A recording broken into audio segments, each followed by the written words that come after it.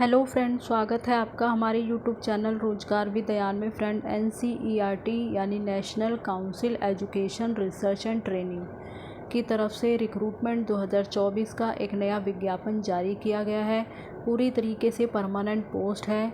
Total vacancy आपकी 123 है और इसमें आपको पर मंथ सैलरी 80,000 के अराउंड दी जाएगी। सभी राज्यों से कैंडिडेट मेल फीमेल सभी लोग इसमें आवेदन कर सकते हैं। तो चलिए चलकर हम डिटेल नोटिफिकेशन चेक कर लेते हैं कि आवेदन करने के लिए एसेंशियल क्वालिफ़िकेशन वगैरह और अदर कंडीशन क्या रखी गई है, ये एडवर्टाइजमेंट कहाँ से जारी किया गया है और अगर फ़ीस चार्ज वगैरह है तो कितना रखा गया है। तो ये सारी डिटेल हम आगे वीडियो में चेक करते हैं। फ्रेंड, डिटेल एडवर्टाइजमेंट चेक करने के लिए आपको इसकी ऑफिशियल वेबसाइट पर आना होगा। ऑफिशियल वेबसाइट है ncert.nic.in। जैसे ही आप इसकी ऑफिशियल वेबसाइट के मेन फ्रंट पेज पर आएंगे तो आप राइट साइड में 3 लाइंस देख रहे हैं। आपको इसी 3 लाइंस पर क्लिक करना होगा। जैसे ही आप इस पर क्लिक करेंगे तो आपके सामने काफ़ी सारे ऑप्शंस ओपन हो जाएंगे। इसमें आपको अनाउंसमेंट के सेक्शन पर क्लिक करना है। उसके बाद आप नीचे देखेंगे ये वैकेंसी का सेक्शन है। आपको वैकेंसी के सेक्शन पर क्लिक करना होगा। क्लिक करेंगे तो आपके सामने इस प्रकार का पेज ओपन हो जाएगा। आपको स्क्रॉल करके थोड़ा सा नीचे आना है। यहाँ आप देख सकते हैं detail advertisement number 174/2024 for filling up vacant academic position under direct recruitment. यहाँ से आप डिटेल एडवर्टाइजमेंट खुद से पढ़ सकते हैं और अप्लाई करने का लिंक भी यहाँ पर आपको दिया गया है और अप्लाई भी कर सकते हैं। तो चलिए अब हम आगे की डिटेल चेक कर लेते हैं। एडवर्टाइजमेंट है जो कि जारी किया गया है national council of educational research and training की तरफ से। एडवर्टाइजमेंट नंबर है 174/2024। इसमें आपको ऑनलाइन आवेदन करना होगा। ऑनलाइन आवेदन करने के लिए ऑफिशियल वेबसाइट आपको यहाँ पर दे दी गई है और ऑफिशियल वेबसाइट पर डिटेल नोटिफिकेशन है। एप्लीकेशन करने का लिंक दिया गया है। टोटल नंबर ऑफ़ वैकेंसी आपकी 123 है और अलग अलग पोस्ट के लिए यहाँ पे रिक्रूटमेंट है। आगे हम डिटेल देख लेते हैं।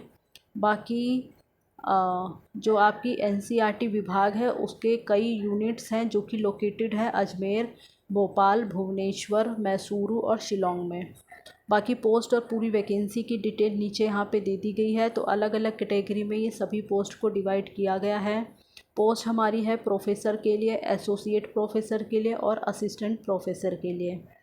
तो जो आपकी असिस्टेंट प्रोफेसर की पोस्ट है उसमें आपका इंक्लूड है असिस्टेंट लाइब्रेरियन। तो असिस्टेंट लाइब्रेरियन की भी पोस्ट है इसमें और सब्जेक्ट वगैरह हमारे यहाँ पे दिए गए हैं वो हम चेक करते हैं।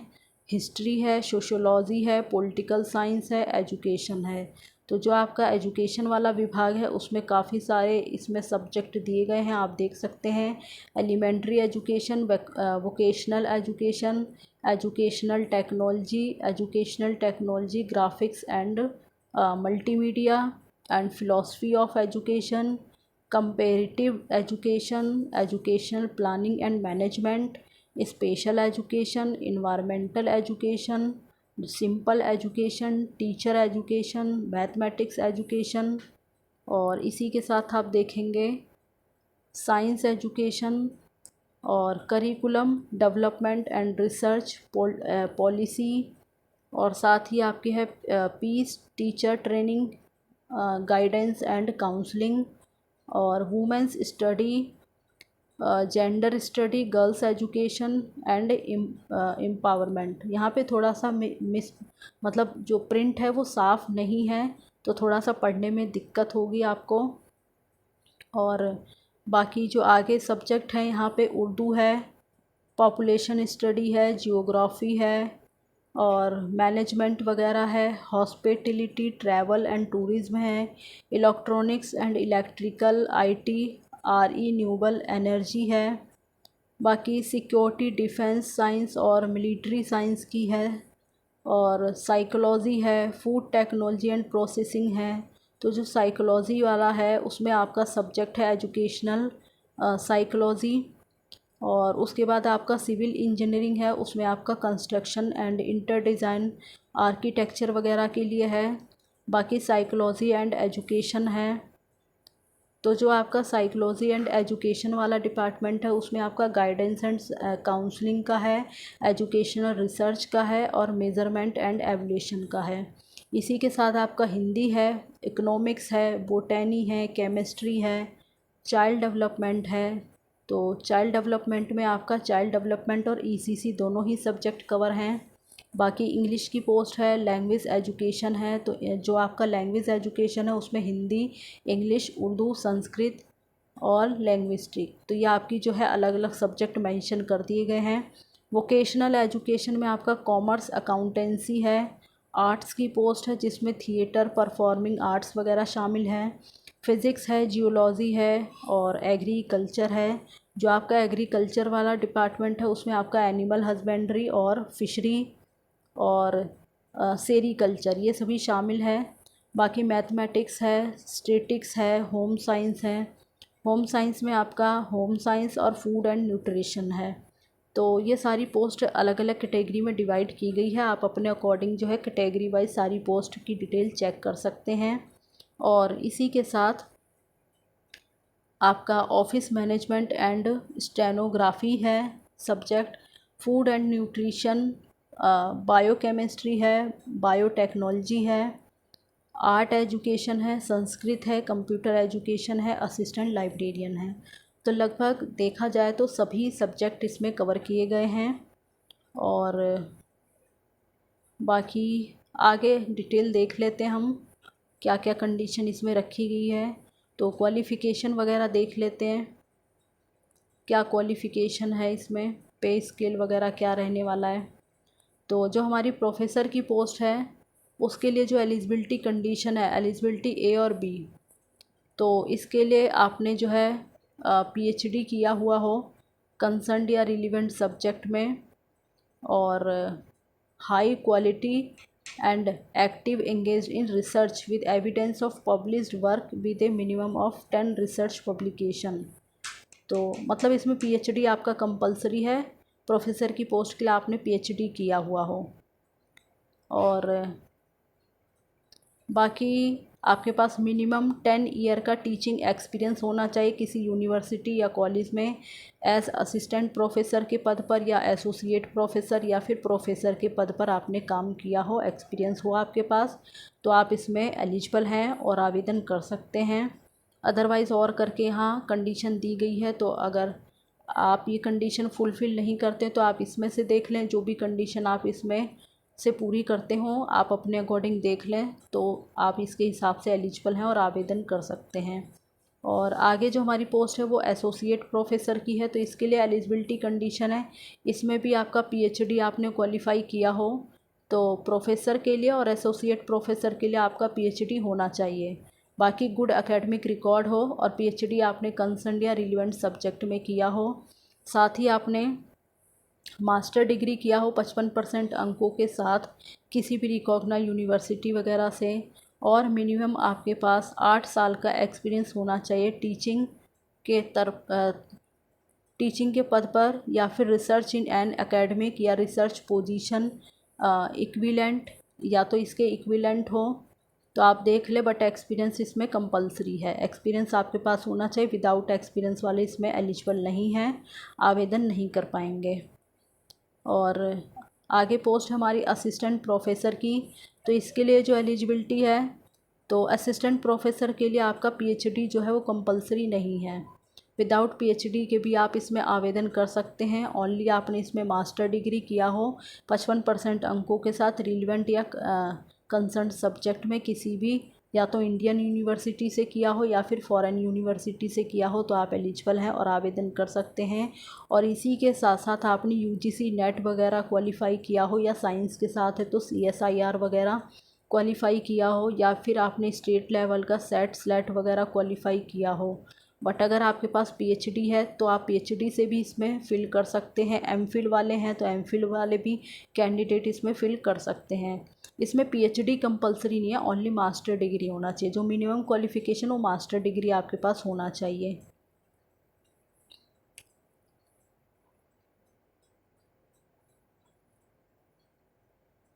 बाकी इसमें एक कंडीशन और रखी गई है, तो ये भी आपके लिए अच्छी बात है। जिन कैंडिडेट ने टॉप 500 वर्ल्ड यूनिवर्सिटी की रैंकिंग में आने वाली यूनिवर्सिटी या इंस्टीट्यूट से पीएचडी क्वालिफाई किया है, तो वो कैंडिडेट भी इसमें आवेदन कर सकते हैं।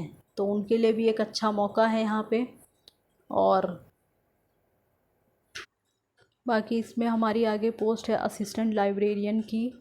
तो इसके लिए जो क्वालिफ़िकेशन है वो भी आपने मास्टर डिग्री किया हो लाइब्रेरी साइंस में, या इंफॉर्मेशन साइंस में, या फिर डॉक्यूमेंटेशन साइंस में, या इसके इक्विवेलेंट किसी भी यूनिवर्सिटी या इंस्टीट्यूट से आपने 55% अंकों के साथ किया हो। और बाकी कंसेंट्री आपके पास जो है गुड एकेडमिक रिकॉर्ड होना चाहिए with knowledge of computerization of a library, ये आपके पास होना चाहिए। और बाकी बिसाइड्स में आपने यूजीसी नेट वगैरह क्वालिफ़ाई किया हो, या फिर साइंस के साथ है तो सीएसआईआर वगैरह क्वालिफ़ाई किया हो, या फिर स्टेट लेवल का सेट या स्लेट एग्ज़ाम क्वालिफ़ाई किया हो। पीएचडी वाले भी इसमें कैंडिडेट अप्लाई कर सकते हैं, एमफिल वाले कैंडिडेट भी अप्लाई कर सकते हैं। मतलब मिनिमम जो क्वालिफ़िकेशन वो है आपकी मास्टर डिग्री होना चाहिए, बाकी हायर में तो पीएचडी और एमफिल वाले एलिजिबल हैं। और बाकी आगे देख लेते हैं और क्या इन्फॉर्मेशन है इसमें। पे स्केल के बारे में बात कर लेते हैं इसमें। तो पे स्केल इसमें आपका काफ़ी अच्छा है। और प्रोफेसर की जो पोस्ट है उसमें आपका जो बेसिक पे स्केल रहेगा वो 37,400 रुपये से लेकर 67,000 आपका बेसिक बनेगा। बाकी देखा जाए तो आपका इसमें अलाउंस वगैरह ऐड होके जो आपका पूरा हाईली पे स्केल बनेगा वो आपका 1,44,200 रुपये के अराउंड जाएगा प्रोफेसर के पोस्ट के लिए। बाकी जो एसोसिएट प्रोफेसर है उसके लिए जो आपका बेसिक पे होगा वो 37,400 रुपये से स्टार्ट होकर 67,000 रुपये तक बनेगा। और विद एजीपी 9,000 रुपये ऐड होगा। बाकी जो आपका फाइनली होगा वो आपका 1,31,400 रुपये बनेगा। और इसी प्रकार से असिस्टेंट प्रोफेसर और असिस्टेंट लाइब्रेरी के लिए जो बेसिक पे रहेगा वो आपका स्टार्ट होगा 15,600 रुपये से ले स्टार्ट होगा, और 39,100 रुपये के बीच में ये आपका बेसिक पे बनेगा। विद एजीपी आपका 6,000 रुपये रहेगा। और बाकी जो फाइनली सैलरी इसमें आपकी बनेगी वो 57,700 रुपये बनेगी। तो काफ़ी अच्छी सैलरी इसमें आपको दी जा रही है। और बाकी कुछ जनरल इंस्ट्रक्शंस इसमें दिए गए हैं। तो जो भी कैंडिडेट इसमें इंटरेस्टेड हैं और आवेदन करना चाहते हैं, ऑफिशियल वेबसाइट पर ऑनलाइन अप्लाई करने का लिंक दिया गया है, वहां से आप अप्लाई वगैरह कर सकते हैं। और किसी मोड के द्वारा आप एप्लीकेशन ना करें। ऑनलाइन आवेदन आपके 27 जुलाई 2024 से स्टार्ट हो चुके हैं। अप्लाई करने की लास्ट डेट 16/8/2024 है। एप्लीकेशन करते समय आप अपना वैलिड ईमेल आईडी और मोबाइल नंबर फिल करें ताकि कोई भी इंफॉर्मेशन हो तो वो आपके पास टाइम से पहुंच सके। बाकी एप्लीकेशन फ़ीस के बारे में बात कर लेते हैं। तो अनरिज़र्व कैटेगरी ओबीसी और ईडब्ल्यूएस कैंडिडेट के लिए 1,000 रुपये फ़ीस चार्ज रखा गया है। और फ़ीस वगैरह की पेमेंट आपको ऑनलाइन ही जो है सबमिट करनी होगी। बाकी जो वुमेन कैंडिडेट हैं, एससी एसटी और पीडब्ल्यूडी कैंडिडेट हैं, तो इनके लिए जो है कोई भी फ़ीस चार्ज वगैरह नहीं है। ये फ्री ऑफ कॉस्ट इसमें आवेदन कर सकते हैं। बाकी अनरिज़र्व ओबीसी और ईडब्ल्यूएस के लिए 1,000 रुपये फ़ीस चार्ज रखा गया है। एप्लीकेशन करते समय आप सभी चीज़ों का केयरफुली ध्यान रखें, कोई मिस्टेक ना करें। फ़ीस वगैरह भी आप ध्यानपूर्वक सबमिट करें, क्योंकि एक बार फ़ीस सबमिट हो जाने के बाद आपको दोबारा रिफ़ंड नहीं होगी। तो ये सारी चीज़ों का आपको ध्यान रखना है। एप्लीकेशन करते समय इसमें जो है सभी पॉइंट्स को कवर किया गया है। Recent colour, passport size photograph, applicant signature वगैरह और रिलेवेंट डॉक्यूमेंट्स, ये सब चीज़ों का आपको ध्यान रखना है। बाकी जो आप एप्लीकेशन करेंगे तो उसकी एक जो आपने एप्लीकेशन की है उसका आप एक प्रूफ के तौर पर एक कॉपी अपने पास भी रख लें, जो कि जब आपका डॉक्यूमेंट वेरिफिकेशन या इंटरव्यू वगैरह होगा, जब आप शॉर्टलिस्ट होंगे तो आपको जो है लेके जाना होगा। आगे इसमें आपको किस प्रकार से आवेदन करना है तो सारी डिटेल यहाँ पे आपको दे दी गई है। ये सारी डिटेल आप अच्छे से पढ़ लें। जब सभी इन्फॉर्मेशन आप अच्छे से पढ़ लेंगे उसके बाद ही आप एप्लीकेशन करें, ताकि किसी भी प्रकार की मिस्टेक ना हो। बाकी अगर आप रिलैक्सेशन वगैरह चाहते हैं SC ST OBC NCL EWS PWD के लिए, तो आपको जो है गवर्नमेंट ऑफ इंडिया के रूल्स के अकॉर्डिंग रिलैक्सेशन वगैरह दिया जाएगा, बट आपको उससे रिलेटेड सर्टिफिकेट्स वगैरह शो करना होगा। तो अगर आपके पास सर्टिफिकेट्स अभी नहीं हैं तो आप जो है प्रूफ के तौर पर उसे बनवा लें, अन्यथा आपका जो है आपको रिज़र्वेशन नहीं मिलेगा। बाकी इसमें आगे और चेक करते हैं और क्या क्या इसमें इंफॉर्मेशन है। बाकी जिस पोस्ट के लिए आप अप्लाई कर रहे हो उससे रिलेटेड आपके पास सभी डॉक्यूमेंट्स वगैरह होने चाहिए। और अपीयरिंग वाले कैंडिडेट इसमें आवेदन ना करें। आवेदन करने की जो लास्ट कट ऑफ डेट है और कट ऑफ डेट तक आपका जो क्वालिफ़िकेशन वगैरह है सभी वो कंप्लीट हो जानी चाहिए। बाकी इसमें परफॉर्मा वगैरह दे दिया गया है। और आगे देखते हैं और क्या इंफॉर्मेशन हो। फॉर्म वगैरह है और इसमें जो भी मोस्ट इम्पॉर्टेंट इन्फॉर्मेशन थी वो तो सब हम डिस्कस कर चुके हैं। एप्लीकेशन वगैरह किस तरीके से करनी है, एडवर्टाइजमेंट आपको कहाँ मिलेगा, अप्लाई करने का लिंक कहाँ पर दिया गया है, कैसे आपको अप्लाई करना है, फ़ीस वगैरह क्या है और पोस्ट वगैरह क्या है, वैकेंसी वगैरह के सारी डिटेल हम चेक कर चुके हैं। तो फ़िलहाल जो है सारी इम्पॉर्टेंट इन्फॉर्मेशन कवर कर चुके हैं। फिर भी आप आवेदन करने से पहले आप खुद से भी एक बार डिटेल एडवर्टाइजमेंट को पढ़ लें। हो सकता है मुझसे कोई पॉइंट छूट गया हो तो आप उसे कवर कर लें। और इसी प्रकार की ऑल इंडिया रिक्रूटमेंट की जानकारी पाने के लिए आप हमारे चैनल को सब्सक्राइब कर लें, ताकि इसी प्रकार की इन्फॉर्मेटिव वीडियो आपको टाइम से मिलती रहे। Thanks for watching this video.